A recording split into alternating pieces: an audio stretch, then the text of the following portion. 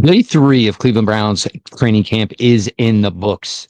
And it started off certainly with a surprise. And it continued through the practice session with some questions.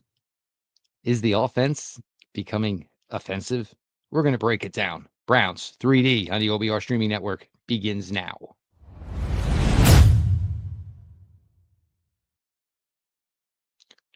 Welcome back, my friends, to the show that never ends, your daily delivery of all things Dog Pound Browns 3D on the OBR streaming network. And we want to thank everybody who comes on out to the OBR streaming network every single day, of course, to support us here with the written content. We've seen a huge jump, obviously, in the spike here over the last few days, as far as people coming for the content from our wonderful crew. We appreciate that. Of course, I am Jeff Lloyd at theobr.com. Make sure you look into getting the VIP premium service, exclusive access to our VIP premium forums, including Insider Central for premium scoops. Ask the Insiders, where Lane Atkins and our other writers answer all your questions. Lane by himself is worth the price of admission, as many of you longtime followers of the OBR know.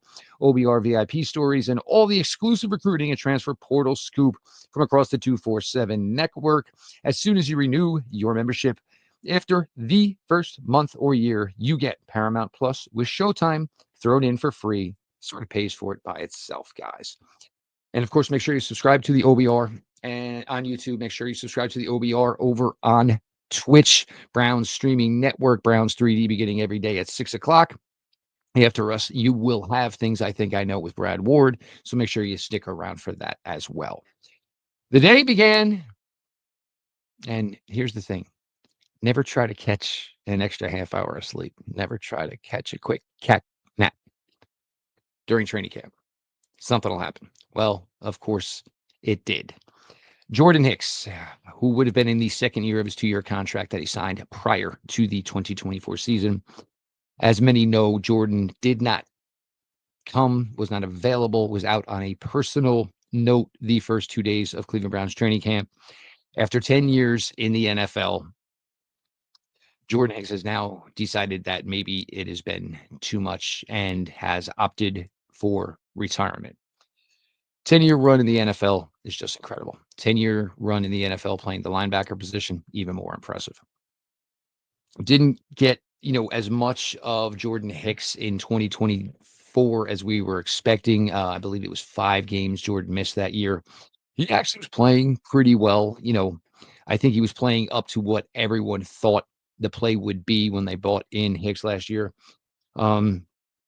Certainly, a time comes for every man. And, I think Hicks took it as long as he could, OTAs, obviously, mandatory mini camp, then probably had that, month or so to think it over. And at the end, you have to do what is the best for yourself, what you feel the best is for your family. And that is the route certainly that Jordan Hicks has taken, as he has basically put in the paperwork, thus ending his 10-year NFL career. The linebacker position now for the Cleveland Browns, this certainly, is not an ideal scenario currently for the Browns. The room did look kind of deep or deepish when you think about the fact that you only keep probably 5 linebackers on the roster. But now, this team will forge into 2025 basically with, a new top of the food chain at the linebacker position. In 2024, the top of the food chain at the linebacker position was obviously Jeremiah Owusu-Koramoah. And for now, what we know is that, he will be unavailable for 2025. No idea on whether or not Jeremiah Owusu-Koramoah will ever be able to return to football. Just where it's at. And obviously now with Jordan Hicks also, out for 2025, but Jordan Hicks is obviously retired from the NFL. So now it's, a whole new top of the food chain. If there were going to be training wheels on rookie linebacker Carson Schwesinger, that is absolutely over. He's already been wearing the green dot in practices. It is, the rookie is just going to get thrown out onto the highway, and we're going to see, basically whether or not he can get it done. It's not, in my opinion, pushing or an inaccurate play by the Browns to go this route when you draft a linebacker as high as the Browns did with Carson Schwesinger. There's nothing wrong with expecting an immediate return.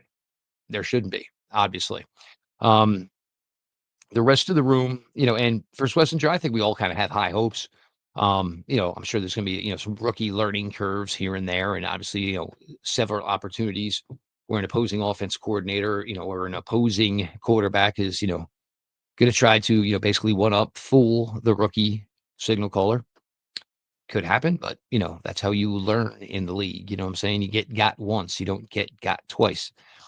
So for Schwesinger, he becomes now, a paramount storyline here for the 2025 Cleveland Browns, expected to be calling the plays from the Mike position because the reason he would be the green dot is he's the linebacker that most likely is never going to come off the field. Nickel situation, he will remain. Dime situation, he will probably be the only linebacker on the field. The rest of the room is probably kind of where it gets a little bit murky. Devin Bush, and, I was excited when Devin Bush was signed in 2024. Certainly I was, go back. I'm actually close with Devin Bush's father, Devin Sr. I actually remember talking with Devin Sr. the day of signing day back in the day, and Devin Sr. wasn't really even sure. And then certainly it was Michigan that he committed to, and actually his father followed him up to Michigan and coached at Michigan for a little while. And then, of course, was a first round selection by the Pittsburgh Steelers.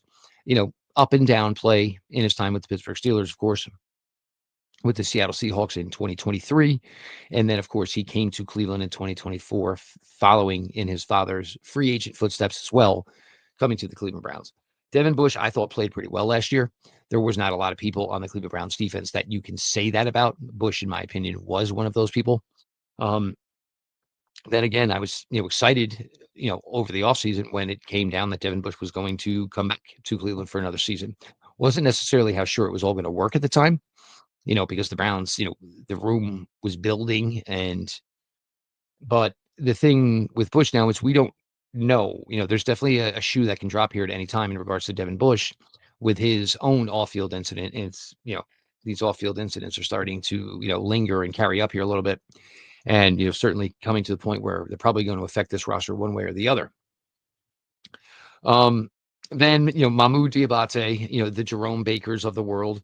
Look, Devin Bush was a starting linebacker in this league. Jerome Baker has been a starting linebacker in this league. So, it's not that ridiculous to think that these guys can step up and perform, and even still perform maybe into the level or up to the level of what the Browns were getting from Jordan Hicks.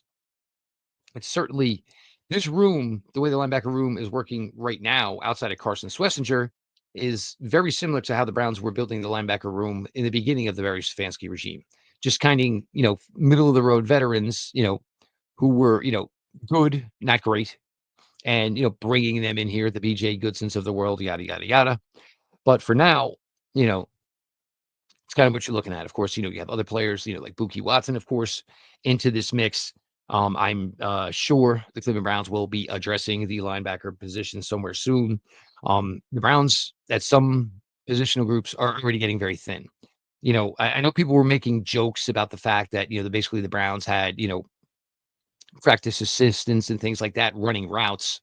Well, you got 4 quarterbacks and you're working at an extremely quick pace. I understand it. Even though you say we have 90 guys here, and you have a 90-man roster at your disposal for training camp. You factor in a couple of guys who are dinged up, a couple of guys who are on designated lists where they cannot practice. Then you factor in the injured guys, and all of a sudden that 90 gets really small, really quick. How does this, room go forward? If you told me, that ideally maybe your linebacker room for the Cleveland Browns in base defense was, Carson Swissinger as your Mike, Devin Bush as your Sam, and maybe, Jerome Baker as your Will. It's not a terrible linebacker room. It's, it's not Jeremiah Owusu-Koramoah, and it's not maybe what was Jordan Hicks, because you would figure by year 10, year 11, obviously, the bloom would come off the rose just a tad. But this linebacker room certainly has had a lot of, things going on, a lot of turnover, a lot of unfortunate, with Jeremiah Owusu-Koramoah. And, Jason Tarver just finds a way to just kind of get it done with this linebacker room each and every year, whether he's got great assets or, whether he's got, good to average assets. We talked most of the time here during this Berry and Stefanski regime that the Cleveland Browns were never committing a large amount to the linebacker room, but in every year it seemed like they were getting their return from the linebacker room. Well, it's going to have to be that way once again with the announcing that Jordan Hicks is indeed going to retire, accelerating the path, of course, for Carson Schwesinger. Now, after practice yesterday, obviously some things, came out more in regards to Quinshan Judkins. Apparently the victim in, the incident that went down in Florida between Judkins and her. She had said at the time to the, responding officers that, this was not an isolated incident. This was the worst of the incidents, but there had maybe been some incidents prior to before. Look, in a million times, and actually some of us in the OBR, Slack channel last night were talking about this, and it's really difficult to discuss these situations and try to report on them because you have to account for two things. You have to account for the victim having rights, and you have to account that Quinshan Judkins is innocent until presumed guilty. How does this play out? I have no idea. There could be a million things to this. Charges could get dropped. She could recant. The Browns may just fall completely out of favor with Quinshan Judkins, and maybe he's never a part of the Cleveland Browns. I think that would be worst case scenario. Maybe Quinshan Judkins isn't a great guy. And if that turns out to be the case, maybe finding this out before Judkins vaults into becoming, a viable part of this team and this offense, and then having it ripped away from you at that point, a lot of moving parts here. And, as we've heard from Andrew Berry and as we've heard from Kevin Stefanski, you monitor the situation and you take it as it goes. The league all over, they always are with all this stuff. So, who knows? Again, and it's part of the gig, and it's probably one of the least favorite parts of covering this because I'm talking about things that I'm not necessarily properly educated in, and B, you have to be fair and be on the point as far as speaking from the victim side, and then of course from speaking on the side of Quinshan Judkins. Let's talk about this offense through 3 practices.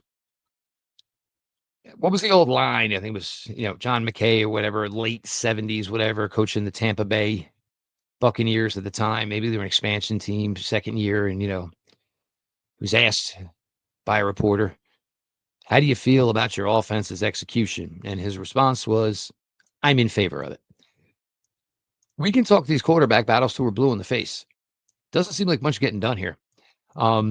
I think it was yesterday and today in red zone. You were talking anywhere between 25 to 30 reps. There was 1 touchdown. One touchdown. Starting to feel an awful lot like things were a year ago at this time. But at the time last year, everybody was trying to poo-poo it, I guess, maybe because, protecting the franchise quarterback, and to call him franchise quarterback was sad, protecting Deshaun Watson. But this year, it's, doesn't seem like much is going on here. I think you're starting to see, some positives from Dylan Sampson. Had a long run yesterday, had a nice long run today. And again, the thing with Sampson is, he runs with power, runs with speed, and you don't necessarily see him, at 5'8", 2 bills. He's just got a small, compact figure. It runs low, stays low to the ground, runs with explosiveness. And, there's a lot of times where you see a 3-yard run turn into an 11-yard run because someone either overran Dylan Sampson because maybe the vision wasn't perfect to see which angle he was coming at towards the linebacker, or Sampson has great cutback ability and has really quick feet and, anticipates, the open area very quickly. So for Dylan Sampson, one, I would say, of a very, very few bright spots to this point outside, of course, of the offensive line that we talked about yesterday. Cedric Tillman down again today, goes down today. Leaves field, basically what we were told at the point, and we've been told to this point is, lower leg injury. We'll tell you more when we know more. This is, one of the things you absolutely do not want to hear in regards to Cedric Tillman. like I said, he's been, he was hurt his final season at Tennessee. He was hurt at points as a rookie. The Thursday night game last year against Pittsburgh Steelers, he got a concussion. We never saw him again for the rest of the season. Cedric Tillman, the amounts of missed time is really, really starting to become an issue. And it's really, really difficult to just assume, what he is going to be able to give you due to his availability or lack thereof availability. And it's getting really hard if he's not in there getting the reps, and it's really going to be even more difficult for him because you have some sort of quarterback competition going on here. And so, whatever reps he's getting, they're always different. He might be getting reps with Flacco, he might be getting reps with Dylan Gabriel, he might be getting reps with Kenny Pickett. So, as much as he can improve, it's not so much necessarily that they're getting a working relationship improved with the fact that the Browns don't necessarily have a clear cut starting quarterback at this time. But you were seeing, the second and third offensive lines are struggling. They are not providing adequate pass protection. Therefore, it is causing a lack of cohesion within the offensive system. It's certainly manifesting in red zone activities. Like I said, one touchdown, 25 to 30 drives to this point over the last two practices. This is stuff that's really got to start to come together. You really need to hopefully have some improvement here and coming soon. I mean, you really, really need this thing to start picking up and to start improving. So again, now, Jerome Ford still not practicing. The word obviously is that, there is some improvement from Jerome Ford. No timeline or timetable or suggested return to practice. I would assume that we're not going to see him tomorrow. If you have the off day on Sunday, perhaps you're shooting for Jerome Ford getting back to work on Monday. Um, you have certainly offensive issues right now with this team. And having all these quarterbacks certainly could be part of it. And trying to, and again, they're not striving for equal shares, equal playing time for everybody. But to this point, you're struggling because, and it could be a number of reasons. All the guys are just not playing well, not playing up to their level. Or it could also be that, there's just too much confusion, not enough consistency due to the fact that you are running four different quarterbacks out there and you're working, trying to work at least at an ample pace. And to this point, it's obviously not giving back the results that I think the Cleveland Browns are looking for. Saturday practice, you think tomorrow would probably be a little bit harder, because you're going to give them the off day on Sunday. So, hopefully we're looking for some positive results from this unit tomorrow. If not, I mean, then you go into Monday, and then it's not too far before this team is traveling to Carolina for joint practices and, of course, a preseason game with the Carolina Panthers. Um, I'd say it's a little disheartening to this point. I don't think we've honestly seen enough from anybody, of course, at the quarterback position, or even enough from a day to day from any one of these guys. I mean, one of the highlights today from Kenny Pickett was a long run. And, was obviously Bill Musgrave speaking up Kenny Pickett earlier before practice started today. You can tell us all these lovely coaching cliches and all of these things till we're blue in the face. I mean, the interception by Grant Delpit off of Kenny Pickett in yesterday's practice was absolutely egregious. I mean, it looked like Grant Delpit was the intended receiver. I had, some people mentioning to me, commenting to me, sending me, DMs, text messages. I mean, was it a colorblind thing? Because, the only white jersey that was out there was Grant Delpit. And yes, he did seem to find it. Only problem was the offense was wearing brown, obviously. So things, not looking very good right now. Does it change, expectations? Does it lessen expectations? I've said here the entire time, I have no idea how 2025 is going to go for the Cleveland Browns. No idea whatsoever. So could a bad first couple of days of training camp lead to, an improved training camp once the pads go on? Will it stay bad and remain bad? I mean, there's a million ways this scenario can go and this entire season can go. And again, I have no way to answer this.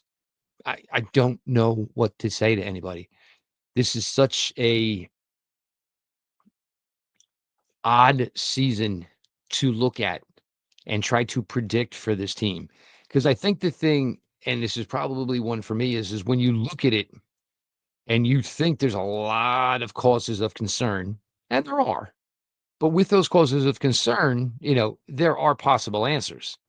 But, like right now, the wide receiver position, if Cedric Tillman cannot prove that he can be the top two or the second or third option in this wide receiver room, I don't know where that guy comes from. I'm trying to keep a positive thought in regards to Deontay Johnson, but we all know that, it's basically a hand grenade with a pin and it could be pulled at any second. And, in the wink of an eye, you can see Browns release wide receiver Deontay Johnson.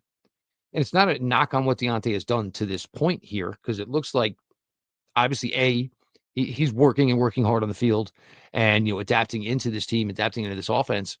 But, your track record sometimes speaks for itself. And, it's kind of just where we're at with the whole Deontay Johnson situation. And the last thing you want to do is be put in a situation where, now we're relying on Deontay Johnson. So, before that, I mean, before Tillman did get hurt, he had a, reception where he did beat Martin Emerson. I don't know if he was in the end zone or right at the goal line.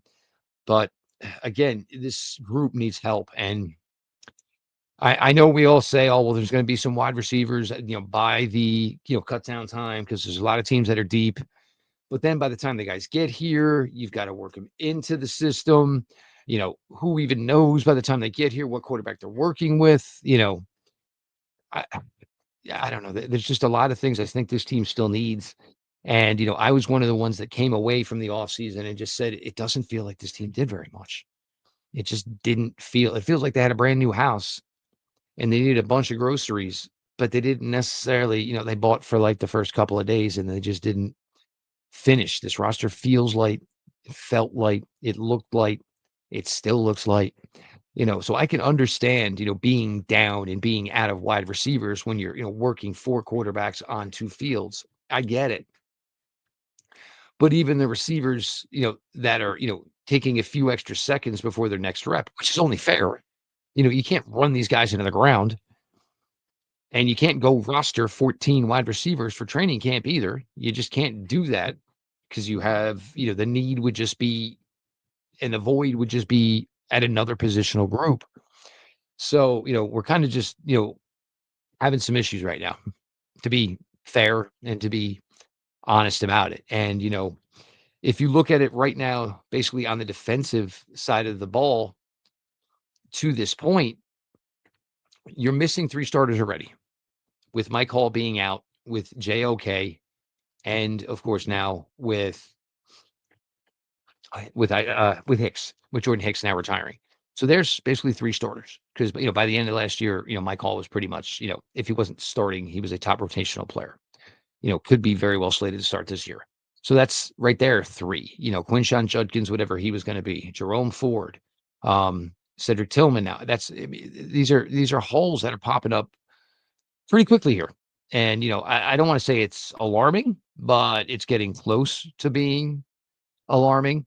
I know everybody's kind of got a little infinity, a little love affection here for all these, bottom of the roster wide receivers. And we do this every year, the JoJo Nadsons of the world, the Janarian Grants, the kid who was the summer star 2 years ago. And that name I can't even remember now.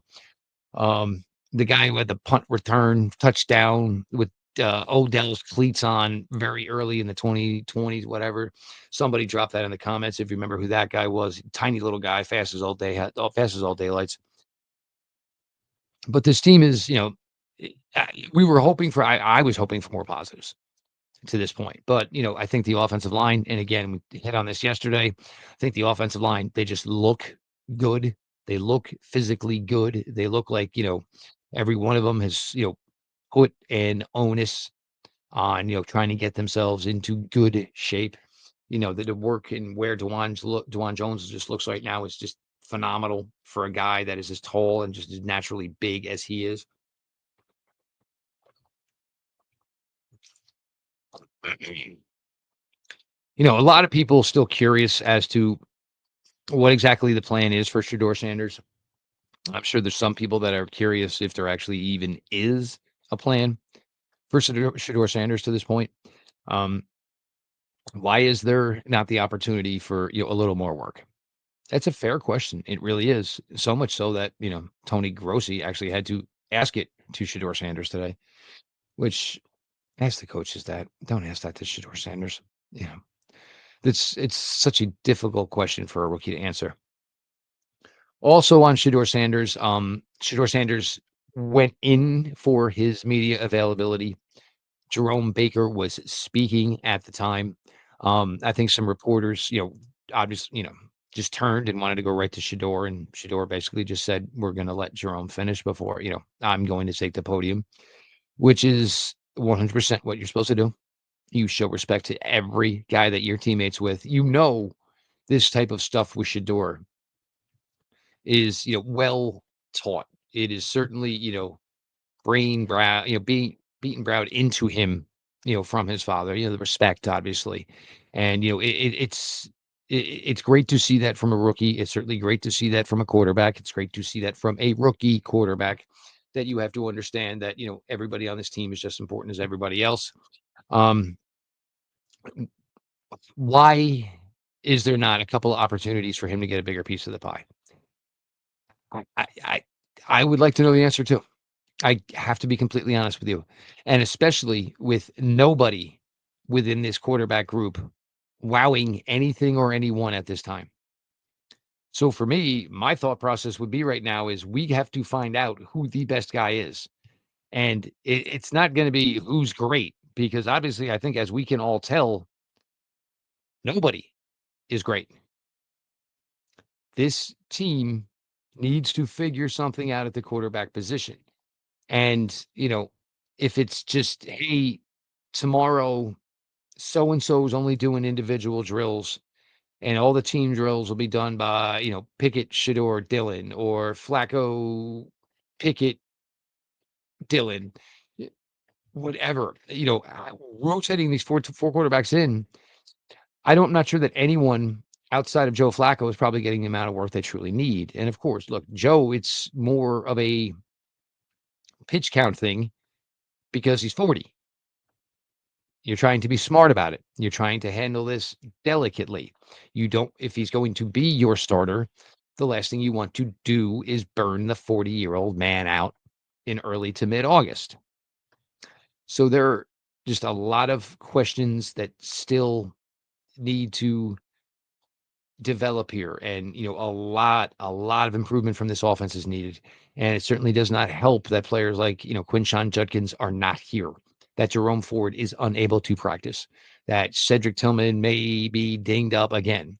You never know. Or, with Cedric Tillman, could this be like a Justin Fields situation from yesterday, where we were basically ready to pray novena for Justin Fields, and by 8:30 this morning, Justin Fields was back out on the practice field participating again. So, you never know. But the one thing we do know to this point is that the Cleveland Browns offense to this point is struggling, and I would say mightily, early in training camp. And as much as you'd like to say, well, all right, well, the defense must be pretty good then. Maybe, maybe. But either way, this offense needs to pick it up. There's just no question about it. They just flat out right now just don't look like they have much Christmas to them, much cohesion to them. Maybe it's because there's too many quarterbacks involved. There's a million things to this, but the offensive play has to improve, and has to improve quickly. I am Jeff Lloyd. We appreciate all of you. They come out to the OBR every day for your favorite Cleveland Browns written content. I suggest you go to the OBR.com and you check out getting into the VIP premium service. You can get into the VIP forums where you're getting the insider information. You can have your questions answered by Lane Atkins and the rest of us here at the OBR.